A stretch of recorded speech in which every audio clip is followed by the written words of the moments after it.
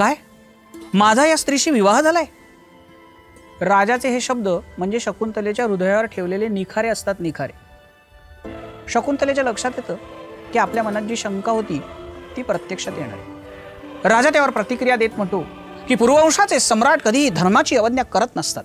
आणि त्याच्या आधी एका श्लोकामध्ये असलेली सूचना, जे रंगसूचना नसते महाभारतात, नाटक नसल्यामुळे, पण आपण त्याला तसं म्हणू शकतो. तिथे असं सांगतात की खरं तर राजाने ओळखलंय, पण त्याला सगळ्यांच्या देखत तिचा स्वीकार करायला लाज वाटते, कारण कुणाला माहिती नाहीये की त्याने असं जाऊन गांधर्व विवाह केलाय. पण धर्म अर्थ काम ह्या तीनही पुरुषार्थांसाठी पुरुषाला एका स्त्रीची गरज असते, आणि म्हणून खऱ्या अर्थाने ती त्याची मित्र पण आहे, सहधर्मचारिणी आहे. अशा मला जर का तू तिरस्कृत केलंस तर तुझं काही खरं नाही. आणि ती महाभारतातली स्त्री आहे हे वारंवार दिसतं आपल्याला, कारण ती त्याला सरळ सांगते की ते हे सगळं जाणत असून तू जर का अशा पद्धतीने खोटं बोलत राहिलास तर तुझ्या मस्तकाची शतधा शकलं होतील. महाभारत तुम्हाला हेही सांगतं की एखाद्या पतीने आपल्या पत्नीबद्दल वागताना काय करावं आणि काय करू नये, हे शकुंतलेच्या तोंडी त्या सगळ्या संवादामध्ये येतं. कोरडं नाहीये महाभारत, रोखठोक असलं तरी.